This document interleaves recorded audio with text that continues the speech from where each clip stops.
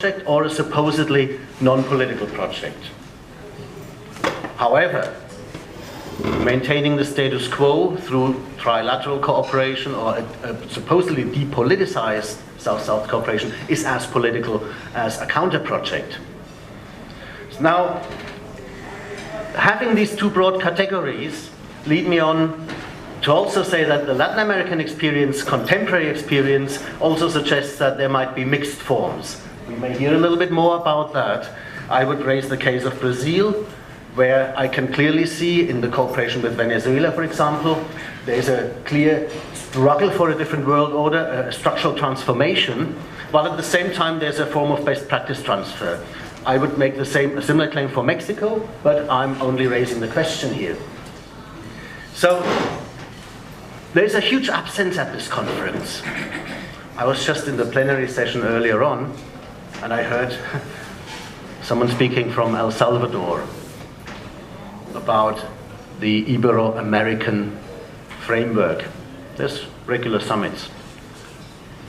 Now, it would be interesting to hear more about that, because in my opinion this is a pure form of Spanish corporate interest in Latin America, which uses this form of international cooperation that has very little to do with South-South cooperation as it is actually currently happening in Latin America.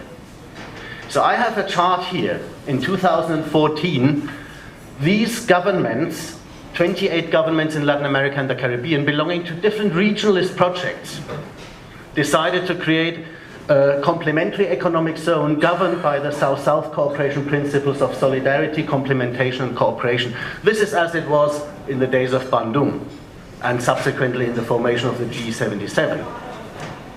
And I highlighted a couple of countries in yellow, which have the most proactive, the most active South-South cooperation programs in Latin America and beyond Latin America and the Caribbean. We have Argentina, Brazil, Ecuador, Venezuela, and of course Cuba. Cuba is one of the longest South-South cooperation partners worldwide, and I'm sure many here in the room are from nations that have benefited from Cuban internationalism. So, just to give you a brief figure here, Petrocaribe, which is part of the ALBA project, involving 19 member states, has only that initiative alone has, over the past 10 years, brought 432 development projects of a value of almost $4,000 million to the Caribbean and Central American member states. It's a huge amount of money. No one talks about that. We'll talk about education. Here's again my differentiation between a political project and a technicality. Best practice transfer, and here, based on my own work of the past 10 years in Latin America, in Venezuela, in Nicaragua, in the ALBA space, education is reclaimed as a universal human right, public good, and state responsibility. Education for social mobilization and participation. The older members here remember literacy campaigns, maybe, that were highly politicized in the 1950s, 60s, 70s in the developing world, especially in Africa and Latin America. All levels and forms are promoted as equally important for the full development of the person. It's a collective approach and an integrated approach to development. Education is part of a multidimensional development project. So, that involves, of course, capacity building, and I'm grateful for one of the speakers yesterday who suggested that speaking on behalf of the Global South is also a capacity. And it's not just technical, instrumental skills acquisition. So if we look at the more technical understanding of education, I'm raising some questions because I hope we get answers here. Is education purely skills transfer? For human capital development, the reduction of development to economic growth, to development as understood as purely only economic development, individualistic gains rather than societal gains, what modalities are favored in this kind of cooperation, job-oriented capacities only. These are questions I raise in my juxtaposition of the two models. So here are just some brief figures of these tremendous successes in South-South education cooperation in Latin America and the Caribbean and beyond. We have in the field of literacy the Cuban Yo Si Puedo method, which has been globalized over the past 10 years, has in Latin America alone, within the ALBA member states, has benefited almost 4 million people have become literate. Post-literacy education included 1.174 million people, basic education that is. A number of countries have been declared illiteracy-free by UNESCO. Worldwide, the globalization of Yo Si Puedo, and we see a range of countries here outside Latin America and the Caribbean, in Africa, in Asia, and in the North, has liberated over 8 million people from illiteracy. That's basic literacy, we have to have that clear, but this is a scope that is unreached by any other development cooperation, I claim. And the method has been adopted to a minimum of 14 different socio-cultural contexts, languages, and so forth. There's a lot in my publications on this, if you want to look that up in detail. Higher education is equally impressive.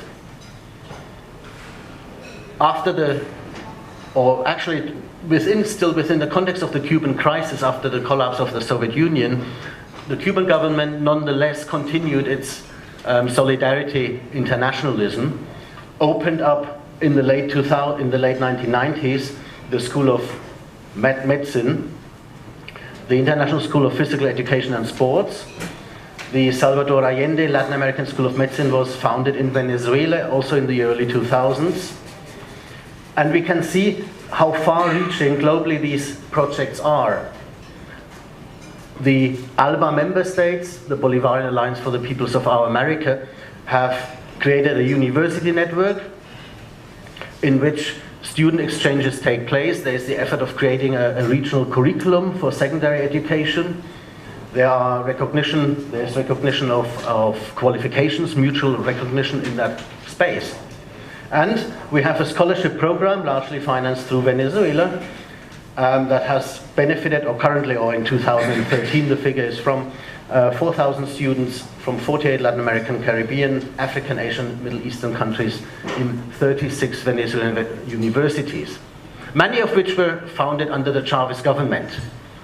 There were around 35, meanwhile 40 universities created since Chavez entered office in 1999. And in December 2015, the Nicaraguan and Venezuelan government announced the creation of a Petro-Caribe Common University Space, which is another network of universities that includes the University of the West Indies, which so far has been excluded from these kind of processes and relations. Now, with this in mind, I would like to pass on now to our first speaker,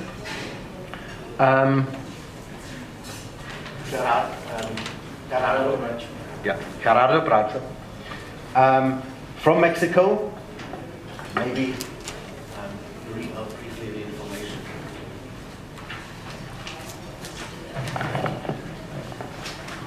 As I said before, we're going through the different speakers now, and in the end, Jordi will sum up and make some comments, and then there's room for questions. Thank you, Thomas. We begin with the first panelist, and we'd be happy to hear Gerardo Bracho's views.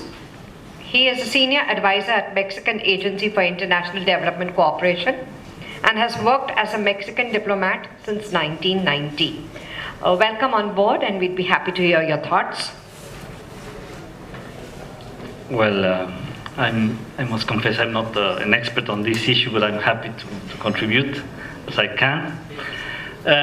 Just reacting a bit to what you were saying. I think you're basically right. I mean, those experiences that have had more success have been driven by political movements. No, I mean, in the case of Latin America, is clearly Cuba has been much more successful than any of us. But just that putting apart, I will just, what I'll try to give now is a general view of why I think South-South cooperation is so important for this particular sector. I mean, we could argue that South-South cooperation is important for all sectors, but I have the feeling, I have the impression that it's particularly important for the case of education. So I will just start by 5 propositions. They are all quite self-evident. And then I will to develop my argument. The first, of course, is that education is crucial for development. It's not only, I mean, it is both, let's say, an ingredient of development, is part of development. You can have a richer education, I mean, everything equal, if you have a more educated population, you have a more developed education. So education is part of development. It's not only a driver of development, but it's a driver also. So the more education you have, the wealthier your country becomes, and you have a virtuous circle between development and education. Of course, there's no linear relation between development and education. You can have, as we will see, you can have countries that have a per capita much lower per capita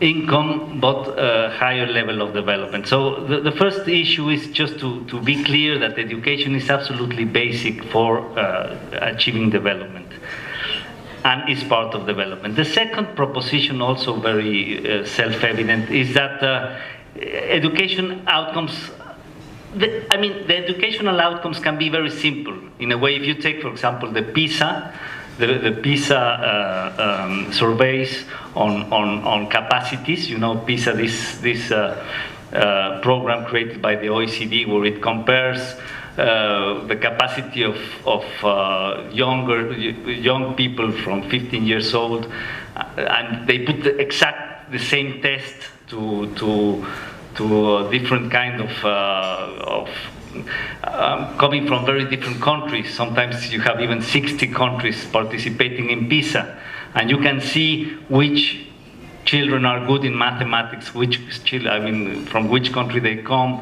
mathematics, science, etc. So the outcomes can be very simple. The outcomes in education, you just see, an outcome can be, can you read or can you not read? Can you count or you cannot count? But if the outcomes are very simple, in a way, the educational process is a very complicated matter. Amazingly complicated. There are so many variables that have that have an incidence on education. Out of the top of my head, I just made a list. Depends on the schools. If the schools have a good infrastructure, it depends on the teachers. If the teachers are good, if they have a good salary, if they have good incentives. It depends on the trade unions. If you have trade unions committed to education, or trade unions that are just committed to the economic interest of the teachers. Educational programs, how do you incorporate technology? Even the home and the family have, of course, a bear in education. I would say also the TV system. For example, I think that in Mexico we have such a terrible TV system that these companies really uneducate the Mexicans. So it's another factor, no?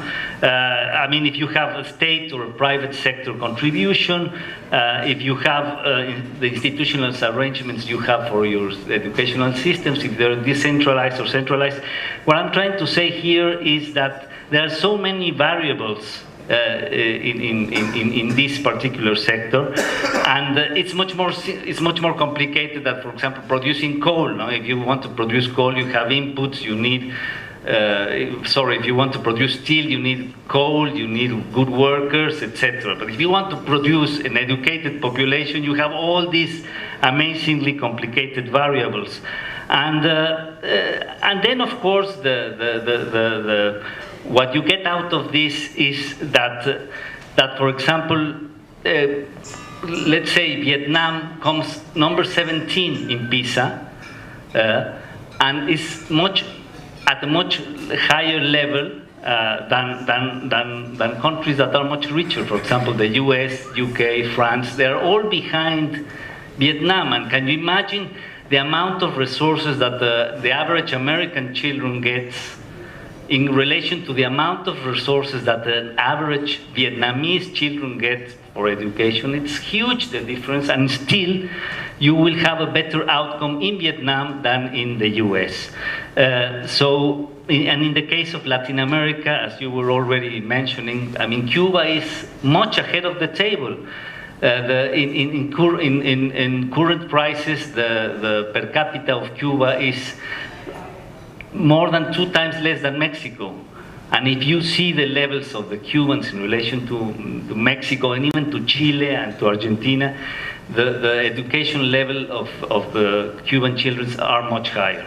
My third point would be that with so many variables in place, it is difficult to know what to do. No, I mean, which combinations of all these variables are you going to put all your interest in infrastructure, or in the wages of the teachers, or how you're going to incorporate the parents in creating the programs for education. I mean, there are so many variables to take into account, and then what happens is that I will take, for example, the case of Mexico, is that it's such a complex issue that preparing for this talk, I was reading a book on the history of Mexico's education. It happens then that from 1940, more or less, each government, we have a new government each 6 years, each government has come with a reform, with a change, which they always want to do something on education. Now again, our present government has launched a huge reform, educational reform, but it has coming for, we have had this history for the last 50 years. So what's the point here? The point is that all these changes, all these reforms are not costless. I mean, if you're changing the environment from one president to the other, then the whole system has to kind of adapt, and you create another kind of curricula, and then you have to adapt again. So it's a very costly process. So now I'm coming down my argument to the importance of South-South cooperation. Being so costly, being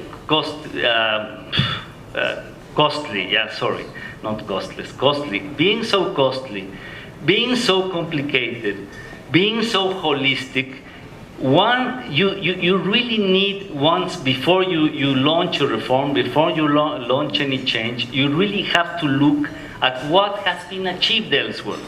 What has been achieved elsewhere? And here is where South-South cooperation comes in, because it will help you a lot if you have more or less an idea of what has been tried somewhere else. And of course here the South is much more relevant to the South than the North, than the experiences of the North. Why? Because again, all these holistic cultural matters that are involved in education. Just to put you an example, in the 1990s, the World Bank came with a great idea that because it had worked very well in the North, the South should also start to decentralize its own educational systems. And we did that in Mexico in the 90s. Brazil went the same way, Argentina and other countries. Well, in the case of Mexico, it was a bit of a disaster. Why? Because we don't have the local institutions to really deal with such a complex matter. So in the end, this decentralization that was proposed by the North to the South didn't work, at least in the case of Mexico very clearly. And now the part of the reform process that we're going through is a bit re-centralizing. And coming back to Cuba, well, of course, is a very, very centralized system. It has worked. And so the North doesn't have doesn't have much a clue of how to deal with education. Education has been one of the things that we really haven't succeeded. I mean, we didn't succeed in the MDGs. It's going to be complicated to succeed with the SDGs, with this idea of having a better quality. And that's where I think South-South has to come in. And just my final word here is that South-South, we have to look at it not only as looking at the best practices and showing this best practices to everybody, but it has to be broader than that. It has to be really a knowledge sharing. I mean, Mexico could, and other countries could also share all their misshapes, the reforms that didn't follow well, the reforms that had other types of outcomes. So you have to talk not only about successes, but also about failures. I leave it here. Thank you very much, Gerardo. Gerardo, who is Senior Advisor to the Mexican Agency for International Development Cooperation. I think we will hear a little bit more in a minute, but first we will have Karen Costa Vasquez from the Brazilian Center for International Relations, where she is a researcher, and she's a member of the Latin American Council of Social Sciences, CLACSO, the Buenos Aires-based think tank. Karen has over 10 years of experience in strategy, design, policy advisory and management of international cooperation for development initiatives with the United Nations, the World Bank and regional development banks, and I think you are also integrated in the RIS here now. Good. Okay, take the floor, there's your PowerPoint. You won't need the microphone.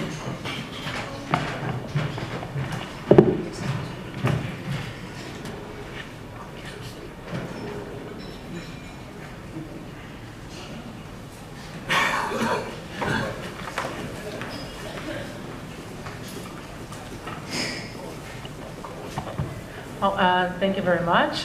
Thank you, Thomas. Thank you, Gerardo, for the very insightful presentations.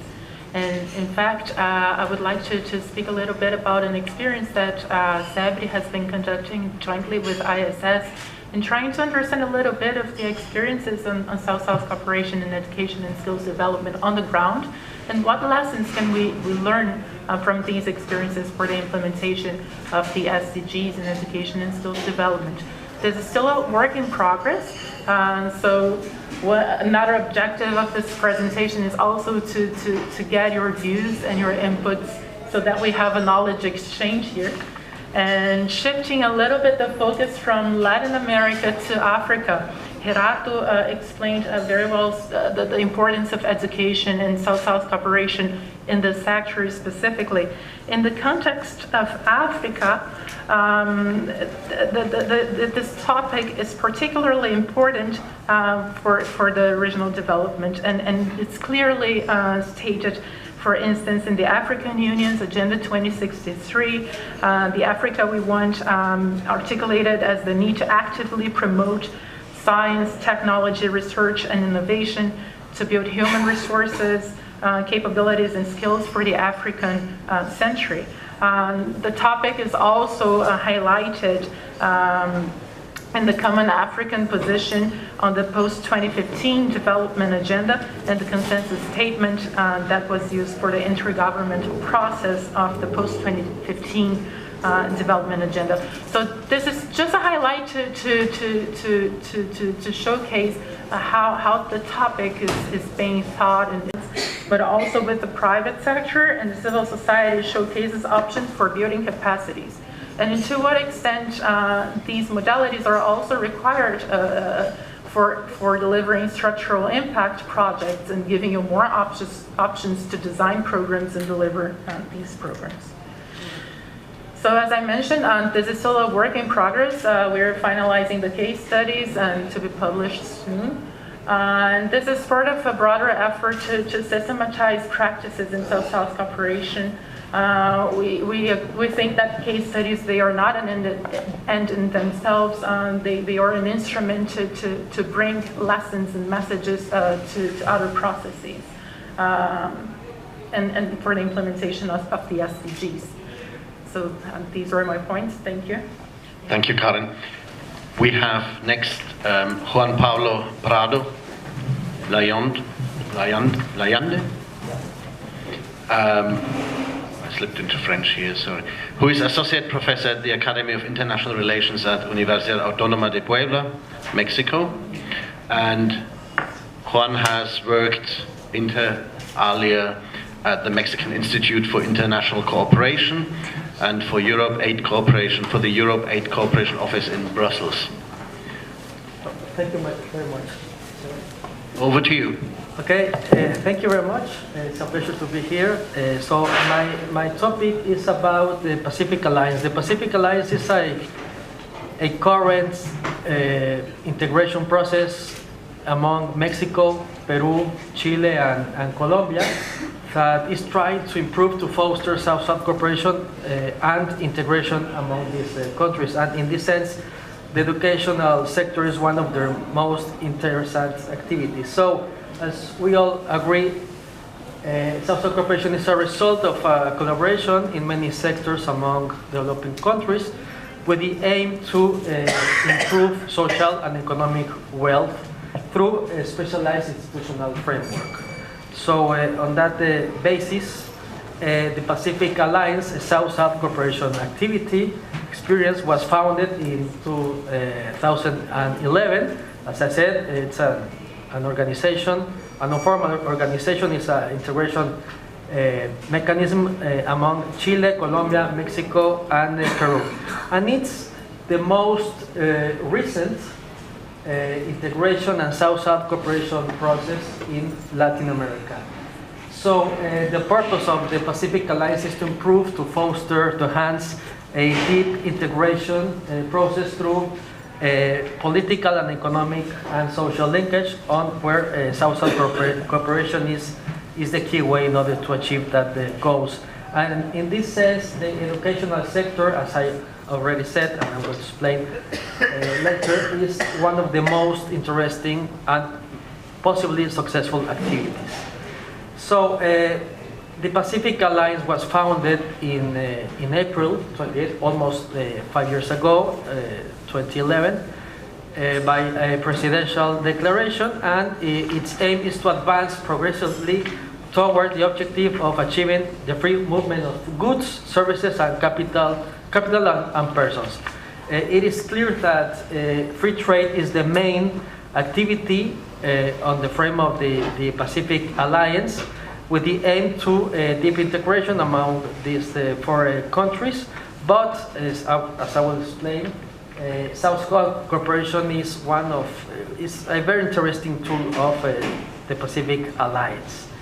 So through these last 5 years, the Pacific Alliance have gained presence in political, economic, and academic scenarios in Latin America and abroad.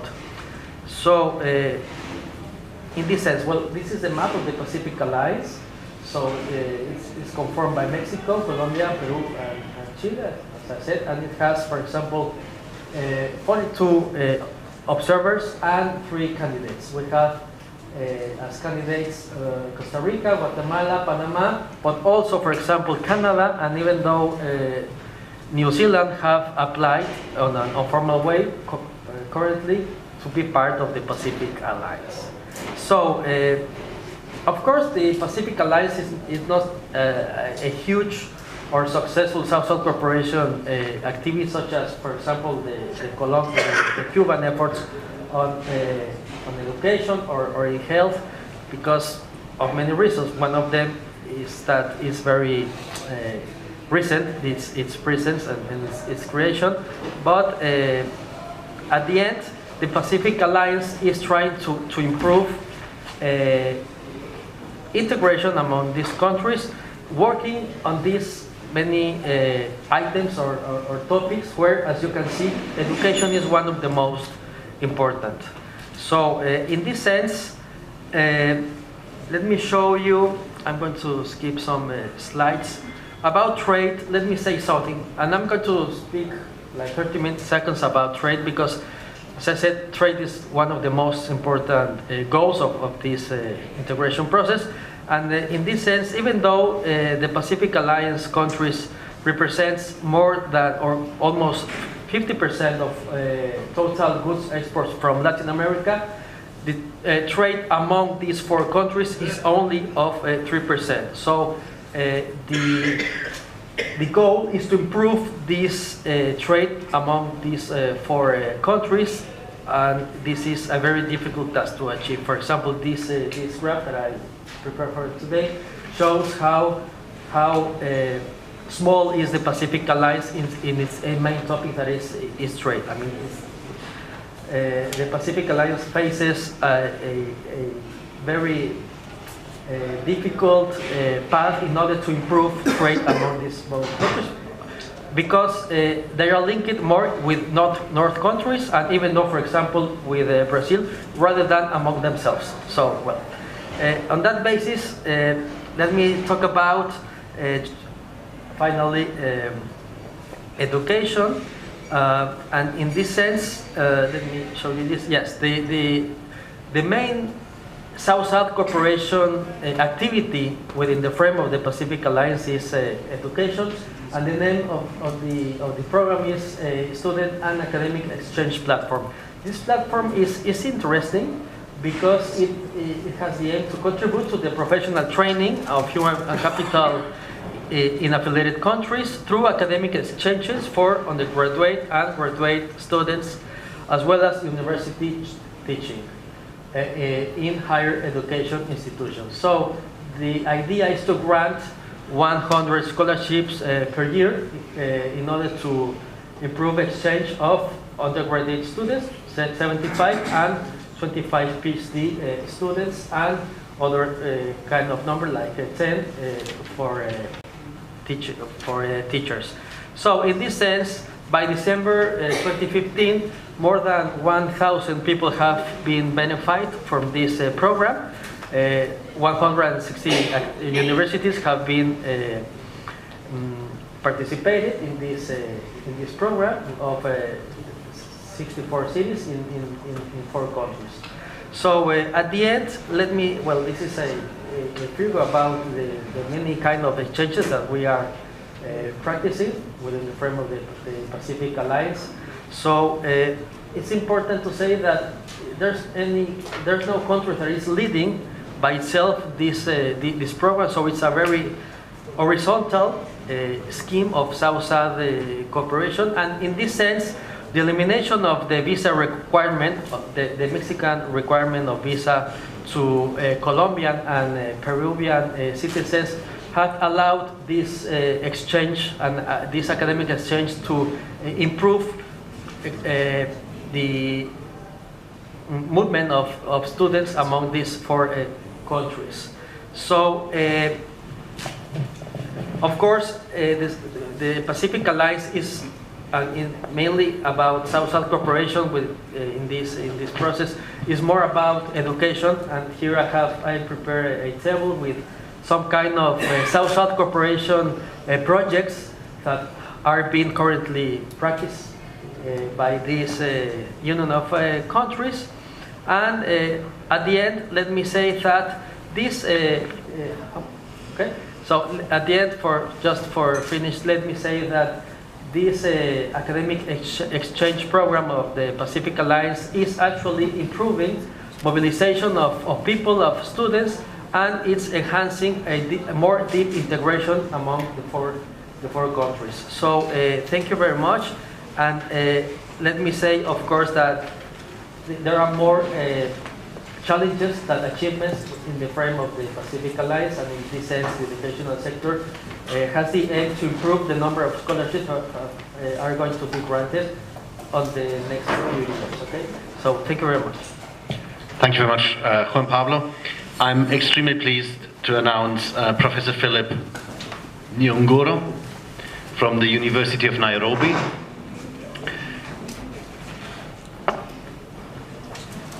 You speak from there? Okay. Where Philip teaches in the Department of Political Science and Public Administration. And his areas of specialization include international relations, comparative politics, and area studies. First of all, I want to thank RIS for giving me this opportunity to interact with the colleagues. Now, when I got this invitation, I interpreted the topic to me, the role of education in regional integration, because I take South-South cooperation from the dimension of regional integration. That is, the major component of South-South cooperation is indeed regional integration. And because South-South cooperation goes beyond mere diplomatic and intra-regional exchanges, it involves, of course, institution building, which, of course, includes institutionalization of shared values, inspirations, and a shared worldview. So I want to discuss the role of education in terms of, for instance, the necessary conditions of success for South-South cooperation. And these conditions are inspired by theoretical frameworks. I know we were cautioned not to be too much obsessed with theory, but I do believe that we can gain so much from theory. So these conditions are derived from the theoretical works of Joseph Nye, those who are familiar with regional integration, the works of Karl Deutsch, the Atlantic Community, and the works of Ernest Haas. Yeah, so Ernest Haas, Etzioni, Karl Deutsch, Joseph Nye, they address the necessary conditions for regional integration. So I'll just summarize a few of these conditions, the major ones which they highlight, and then show the role of education in each of them. Now, one is called the elite complementarity. Elite complementarity. Elite complementarity, of course, this is where it is recognized that elites are very important as drivers of regional cooperation, whether you are talking of political elites or business elites. And the idea behind elite complementarity being a necessary condition for regional cooperation is that when you have elites who have shared experiences, and of course, one medium of sharing these experiences is attending the same schools, the same universities, then you have decision making. Decision making in the regional cooperation mechanisms become rather easy because the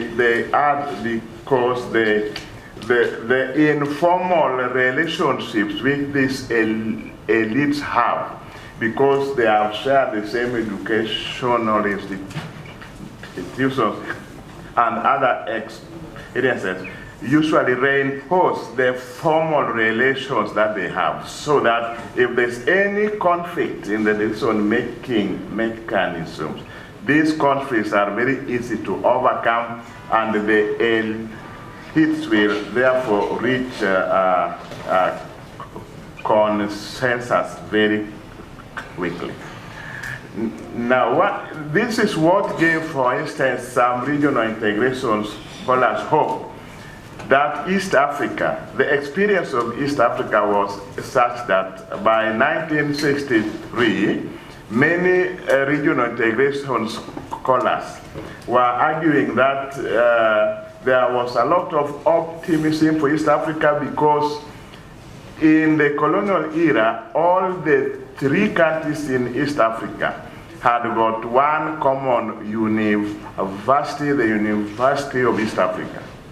So people like Joseph Nye, Ernest Haas, argued that this means that these political elites who had taken over the reins of power in Kenya, Uganda, and Tanzania were going to find it easy to work with each other to build the East African community, because they had many of them had attended University of East Africa. Then another condition is a vibrant civil society. Now, the role of civil society in regional integration cannot be overemphasized. The European Union is a very positive experience.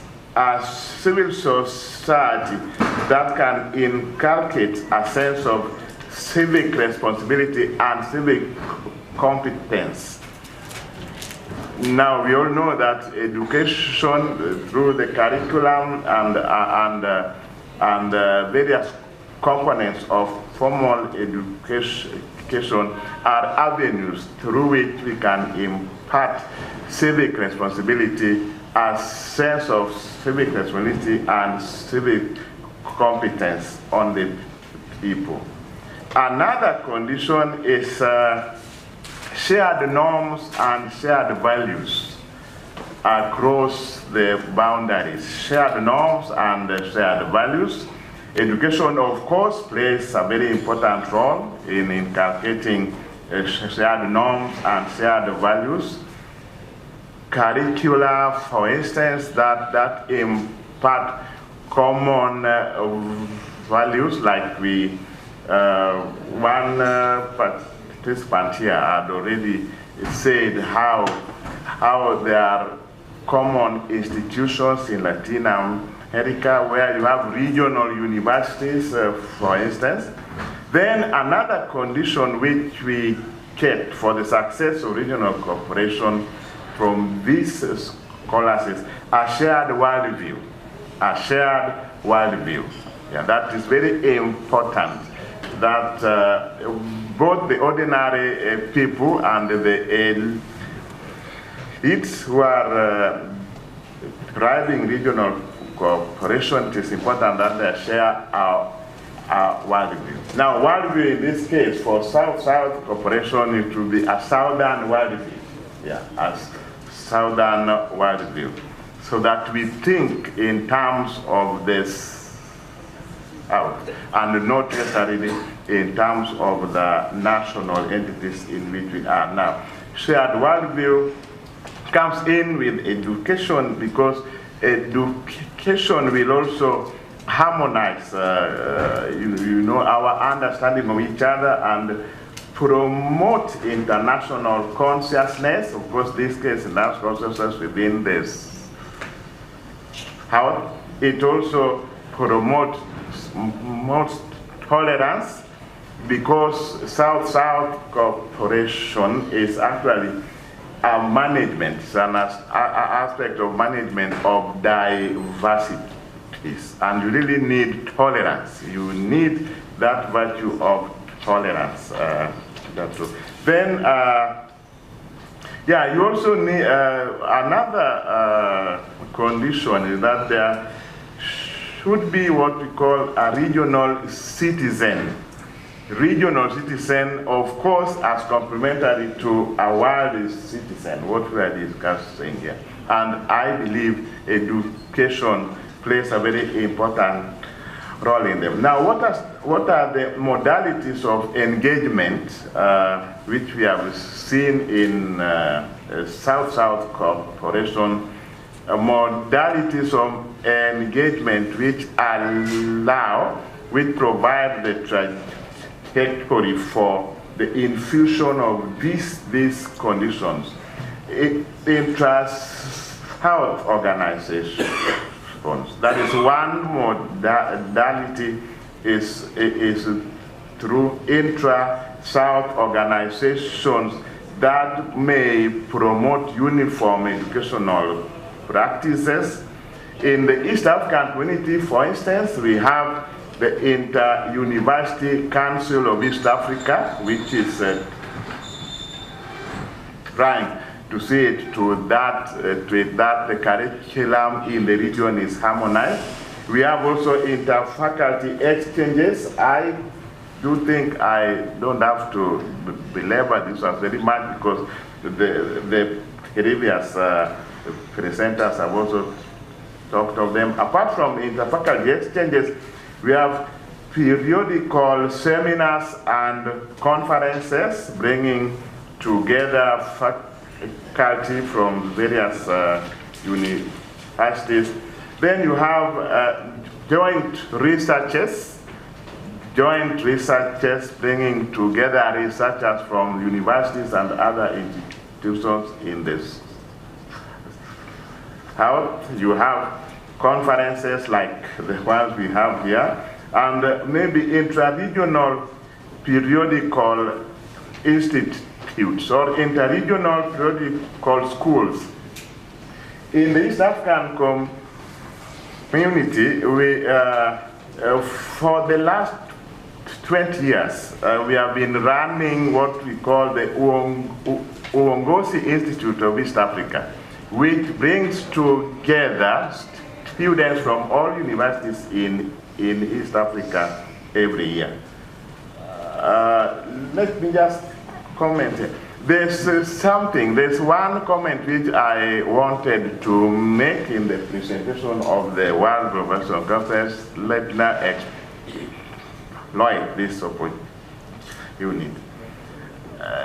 Throughout our discussions here, I think we have been very unfair in one area. We have not been emphasizing the interactions between economic variables and political variables.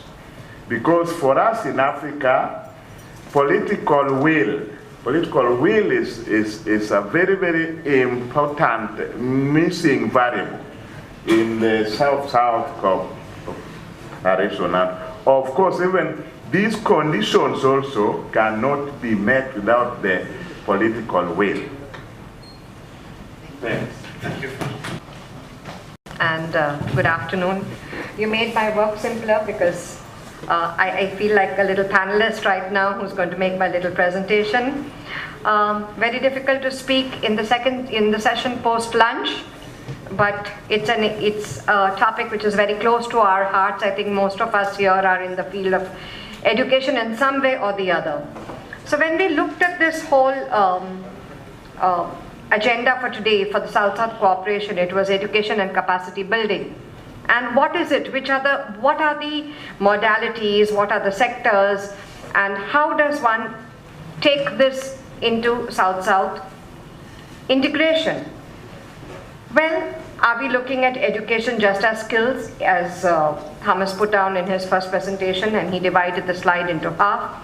Or are we going to look at education which creates citizens, people who are not just skill-oriented, who are societal-based, who have societal-based values, and cosmosins, as we heard in the last, discussion? Is it just going to be perfect literacy? I think we want to go beyond that. In terms of modality, I'll come down to a little case study that has happened in India. We've heard of Pratham, which is the NGO which has been in existence since 1990s, and it started its little assessment through Asar. Asar in Hindi means impact, and actually this was started in around 2005. By 2008, Asar, that was assessment of students, learnings at primary education, be it the reading, the writing, and the arithmetic. This whole thing was absolutely tabled and tested in a nation of a continental dimension like that of India. And then this was shared with Pakistan, it has been shared even with Mexico, and it's shared with Africa, and each country has chosen its own name. So what is great is something has been created in a very diverse environment within the country, and then has been put up for others to take it ahead. And this is the best form of capacity building, because another country can probably just conjugate it to suit its requirement and match it accordingly. So I thought this was a very good initiative, and we talked about modality and capacity building. So Asar is, or Asar as we call it, is really one of those things that I'd like to highlight upon. Going further from here, Gerardo talked about how education is equal to development. So we put this lovely equation of E equal to D, you know, and education equal to development, and you know, there are these outcomes that need to be measured. And here again I come back to the SR, which is at the lower or the primary education level. But we need to look at these outcomes. We need to even match it at higher levels of education. How does the education level, let's say in India, map with that in Brazil or in Argentina, if we are talking about capacity building? And what is it that we need to learn? So before learning, it is first understanding, it is first sharing, understanding, looking at the commonalities, looking at whether it can converge, and then take that forward. Only then will scholarships and exchanges work out, because if that sense of integration doesn't exist, then it won't. Unless and until somebody is absolutely interested in mythological studies or Sanskrit studies and then decides to come to India based on those various needs which are specific to them. Well, when we talk about education and technology transfers, if you have walked down this exhibition, the first stall is a very big stall of CDAC. CDAC is an absolute G2G, government to government kind of a linkage that happens, where it has trained people through the IT ministry. This is a G2G linkage where a lot of students from Africa and institutions from Africa have gained insights into this and helped in capacity building. Well, coming further, I feel one of the biggest challenges for education and capacity building is really going to look at the fourth point of the SDG, which is ensure inclusive and equitable quality education and promote lifelong learning opportunities for all. How is the South-South cooperation framework going to be able to measure the 10 measurable outcomes that have been put in, the 10 targets that have been highlighted by the SDGs? I think this is exactly where we are looking at how education capacity building is going to take us forward into the future. Well, of course, we talked about a lot of issues here in terms of the quality of the education and the capacity building part of it. I come from Bangladesh, and to be honest, it's a relatively very small country. However, in terms of inequality of the quality of education or access to education is a big concern for us, even for us. So I was wondering that, of course, for this kind of conferences, we get to know when we have the access to informations about countries like Bangladesh, even in countries like Bangladesh or even Africa, that access to information has been a key issue. So I'm just looking for a suggestion from the panelists here that can we go for like an NGO level cooperation with the universities or the colleges so that we can ensure more grassroots level, development in terms of having that parity of quality of education and access to education. That's point one. And in that regard, can we also think about creating global platform for online education as well, to build that infrastructure for the rural areas, and also to have that institutional linkages with the quality educations, whether that is in the southern countries or even in the northern countries. And the last point that I was curious to know is, we're talking about education, but I think the component we need to focus here is also the employment part of it, because that has been a major challenge for countries like Bangladesh, when there are more people graduating from the tertiary education, but the countries are facing real problem in terms of whether public or private employment to channel that particular source of development in a proper way. So those are some of the 3 points I think I look forward to from the panelists. Thank you. I think one last question we can take from there. I'm Akashis Gaud. I'm an Indian Administrative Service aspirant. My question is primarily directed to the foreign delegates, and not only the panel, it's open to the room as well. Number one, there is a steady, in Indian experience, a steady decline from the primary, secondary and higher education in terms of enrollment and then retainment. So if the panelists in the room could probably share their individual countries' experience as how they have tackled this issue of retention in your schooling and then higher education at the later level. Thank you. I'd like to comment on the question regarding the political will. In the cases that we are looking at, this has been a critical factor, as I highlighted during the presentation. And not only from the government of Angola and, of course, the beneficiaries as well, as this is a shared commitment, but also from Brazil at different levels. The Brazilian Cooperation Agency within the Ministry of Foreign Affairs, within the Confederation of Business Industries, and this is closely linked to the benefits that each of these organizations, each of these parties sees from this cooperation arrangement as well, linking to another principle of South-South cooperation, which is the mutual benefits, a win-win. One of them, which is common to the Indian case as well, is the opportunities to expand business linkages and businesses in these countries. And of course, there are more general and intangible benefits, like in Brazilian Ministry of Foreign Affairs, they refer to diffuse reciprocity, which is a tendency to favor or to vote in negotiations and a favorable position towards a certain country. So creating a relationship. And this can also go to the individual level. So officials from the Confederation of Business Industries, for instance, that are working in the project, they gain international exposure and they come back with more experience and they can apply back in their works back in Brazil. So these are some thoughts that I would like to share.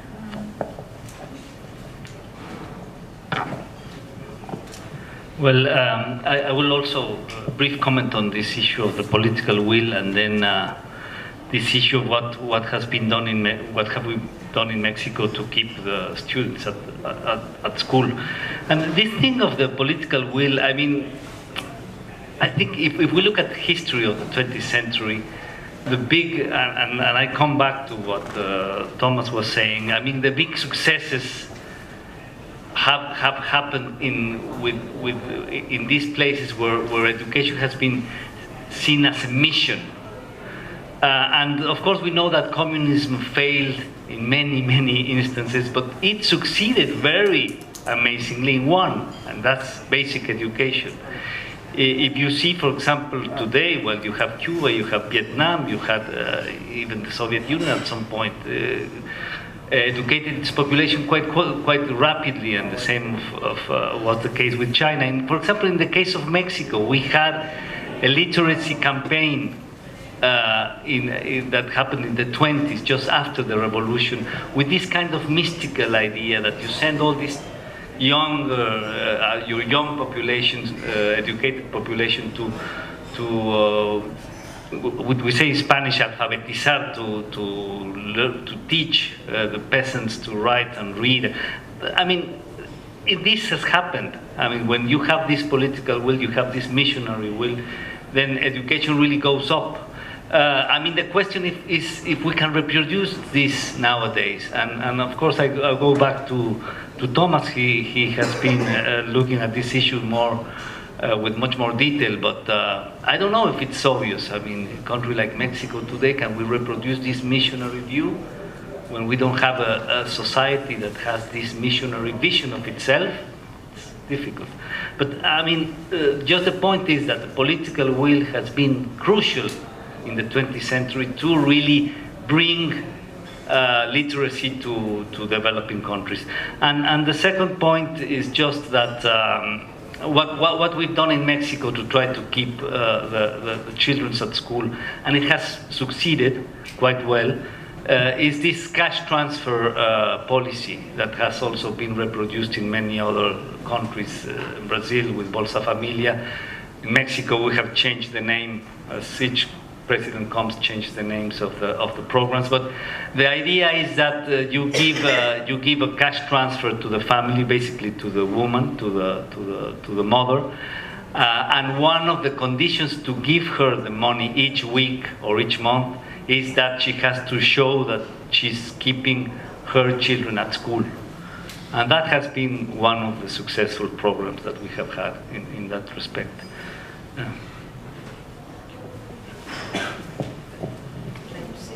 Yes, thank you. Thank you for the comment about the migration and the link between migration and South-South cooperation. I think that, yes, in the framework of the Pacific Alliance, Mexico just removed its visa, the Mexican visa requirement to Colombian and Peruvian citizens, and since then we have increased in 35% the visitors from those countries. So that really improves and fosters a deep integration, step by step, within these countries. And in this sense, I didn't have enough time to talk about the working holiday program of the Pacific Alliance. This is a program that tries to improve the linkage between young people of 4 countries. This visa or this program allows young people from 18 to 30 years old to stay during 6 months on the other country or in any other of the 3 countries, and to stay there, and even though to work during those 6 months, in order to be allowed to continue its stay and have the opportunity to learn more about the characteristics, the culture, the way of living on that country. So I think that the Pacific Alliance is step by step trying to improve a more deep integration on, and in this sense, the visa requirement that has been released by Mexican authorities is one of the most interesting and successful tool on the frame of this integration mechanism. Of course, it's not the clue of the integration, but it's a key part of these activities with the aim to try to foster a more deep integration among these 4 countries. So, yeah. Thanks. Okay. I think I'll respond to the concerns raised as to whether the education we are cooperating on is producing skills which can lead to employment.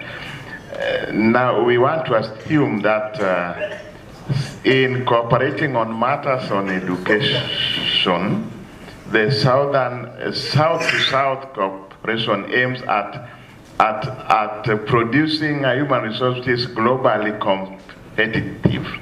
And if we have to produce skills which are globally competitive, then we need to cooperate on quality or control. We should have agencies that harmonize the quality of education in our areas. That's what I really wanted. I wanted to comment on the employability aspect. And we have known that the world has been growing at 3% plus, but employment generation has not matched that. Education, whether you look at it from the HDI point, from the MDG point, has been increasing in the South-South, but unemployment has not increased. So I don't see education really as a solution to employment. I mean, I've been in the academic world for the last 30 years, and I think it all comes with our flexibility as a human resource to what we are. These are my personal views, all right, to what we are able to adapt ourselves to. You know, if we are supposed to be the vice president of an organization, are we willing to come down to the managerial level? You know, or are you willing to change trade from being a white-collared person to being, into something else? And this is where I think South-South cooperation, with the agenda that it's coming, can create a new class of social entrepreneurs, which I feel is very important, because this is a civil society organizations which will come out. Jobs are not going to increase, but human development is definitely very high on everybody's agenda. So that's where I feel that's going to be. So education becoming skill-based and that creating employment, I have my doubts in that. I agree a lot with this, and I also should say that we cannot expect education to resolve all the problems in the world, or migration and racism, and these are issues, but I think they're too far away, and I would like to respond to your question with respect to models. I think in my work there is implicit the idea of models, but these are not, models are always very fixed and rigid and strict, and this is precisely not what they're doing. In my research on the Bolivarian Alliance, on Cuba-Venezuelan cooperation, you just said we forgot to talk about culture and education. I highlighted that the Yo Si Puedo method, which has been awarded, gained 2 awards by UNESCO for facilitating literacy within a very short period of time, within 30 sessions, which is revolutionary in the sense of literacy acquisition. Usually programs took 1 to 2 years and people dropped out and so on. So with this method, which is an alphanumerical method, and we can that use as a model, which is then translated and adjusted to the different contexts. And equally, they use formal, non-formal education at all the different levels of the educational process, adjusting to the structure in the different countries. So they are, in higher education, similar, I would say the model is the creation of state university networks to generate synergies.